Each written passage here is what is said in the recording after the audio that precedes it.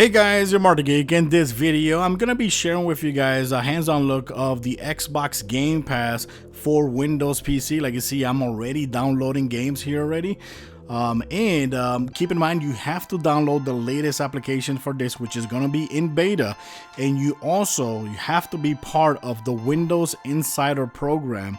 Because like I said, this is in beta, so if you're not part of the program, you're not gonna be able to basically play games. It wasn't letting me before, so that's the reason why it took me to the day to actually go ahead and do this, because it took me a while to register. Then I had to download all these games, some of the games that I wanted to share with you guys here. Like you see over here, gonna have the games and the games that you're downloading. You're gonna see the progress right there, games that are already available to play. You're gonna see the play button, you're gonna see specifications, requirements. If you tap right here in the bottom, you can see the whole information of the games, which is really cool because you can see the games there, the progress, downloading. So right now, this computer is actually connected via wire to the internet, so it can download the games as fast as possible. You're gonna have the social tab. This social tab is the same social tab that you're gonna have on your Xbox, so you're gonna be able to communicate here with your friends as well. And of course, you have the store, which is basically like the Windows gaming store but for PC. And all the games, what's cool about this is that all the games, including the latest Xbox games, Gears 5, is gonna be available from day one here as well. Same on the PC as on the Xbox as well. So if you don't have an Xbox, honestly, like I do, I got rid of the Xbox because I was not using it, and I was using my PlayStation 4 for all the games. If you have a computer that can actually play the games, you might as well try the service, and that's what I'm doing, and I've been loving it. So right here you got all the recent games, which there's been a lot of great games added. Like for example, Metro Exodus was added. You got Slay the Spire, you got Void Bastards, you got a whole bunch of good games. Vampire, this is a game that I haven't played yet that I can't wait. You got The Messenger as well that I haven't tried yet. And some of these games are actually coming for the Nintendo Switch, but obviously they're not gonna look better than they look here. So here you got all the games available, which apparently is around 103 games right now. I think that's what it is right now. There's like around 103 games, and there's a lot of good games, and the list is gonna be updating later on. You got Sunset Overdrive here, which obviously I'm gonna be downloading as well to try it out. It's been a while I don't play this game, so I did play this game when it did come out on the Xbox One, and I loved it. It's one of my favorite games this generation. Really good game by Insomniac as well. You can also see the recommendation and the minimum requirements for your laptop or computer, wherever you're gonna play this game. Of course, you got to make sure that your computer is capable of playing these games, but every game is different. You know, every game that requires different, has different minimum requirements and maximum requirements. So just got to make sure your computer is capable of playing it. That's why, of course, you should go ahead and try it. Because that way you can try it out for very cheap. Right now I'm trying it out for $1 only, and after that it's actually gonna go up to $9.99. But since this is in beta, I'm gonna be playing it for $4.99. So my renewal is gonna be actually $4.99 instead of $9.99. And you got games like this, Mutant Year Zero, which is also available here.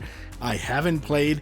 This game is actually coming out for the Nintendo Switch next month, I think. But I don't know. I think I won't be able to wait till next month, and I'm gonna be playing this game here. I don't know. Most likely. And this is why I'm so excited about Xbox Game Pass, because I think this is gonna actually intervene with my portable gameplay when it comes to the Nintendo Switch. This is gonna definitely eat up some time. So to install a game, let's go and show you guys here how to install a game. Right now we have two games that are installing. Let's go here to Vampire. All you gotta do, of course, just hit the install button. But before you could check the install button, you could actually go down, and sometimes, I don't know why, but sometimes you can't see the size of the games. Sometimes you can't. which is kind of weird. Every game has actually shows you the download files. Some games do not show you the size of hard drive that you need, which kind of sucks. So like see here, it's downloading and it appears on the side if you want to cancel the download, because I'm not gonna play that right now. So once you cancel it, it's gonna take a while. If you're already started installing, it's gonna take a while. So like you see there, once you cancel, it clears from the sidebar, from the queue, which is basically the queue. Right now, for example, let's go ahead and search for Sunset, because this is a game that I definitely want to try. Click install, and that's it. So like you see there, now the games are going to be available right there, just like that.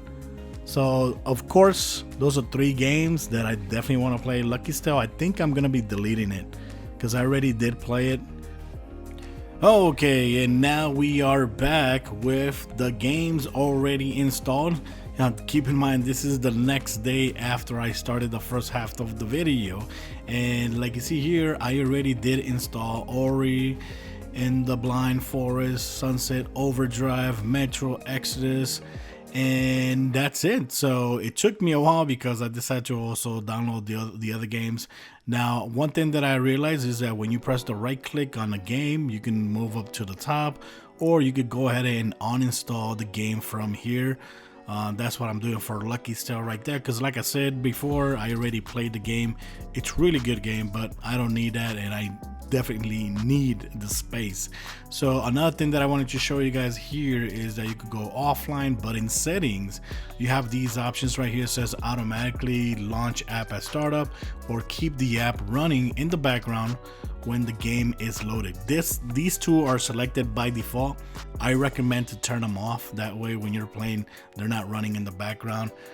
These you can leave them on. I have this right here. Of course, it recognizes the El Gato and all that. That's the account, and like you see here, you can see the renewal, which is gonna be, you know, for the Xbox Game Pass and PC. And basically that is it. So let's go and show you guys some gaming here. Okay, so the first game that I started playing was Ori and the Blind Forest, which is a game that, believe me or not, I never played before, and oh my god, this game looks jaw-dropping here on the PC. Also, what I really liked about playing this game here on via Game Pass is that the game or the application does a very good job recognizing your computer settings. So when I had it plugged into the monitor, which is a 1080p, it was playing at 1080p full, you know, specs and all that. But when I unplugged it, since my laptop has a 4K screen, it actually switched to 4K gameplay. So that's pretty cool, because most of the games don't actually go to all the way to 4K.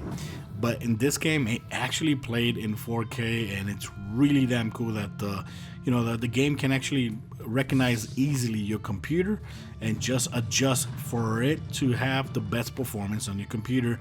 Then the next game that I played is Metro Exodus, and wow, I gotta say, amazing game. I'm glad that they actually added this game on the Xbox game conference. This was released, I think it's available as well on the Xbox One Game Pass, but it's great that it's also available here. The other game that was announced for Game Pass for Xbox was The Dark Knight, and that was not added here for PC, but Exodus actually was. And I'm glad, because this is a game that I skipped. I haven't played this year, and it was one of the games that I wanted to play for this year. But for some reason, you know, I've been tired playing any other games, and wow, this game looks really good here. One thing to keep in mind, it's not running at 1080p. It's actually running at 720p, 60 frames per second, because that's the best setting that it runs in my computer. This game is very power demanding. So this game you could play at 4K, but you need real good power.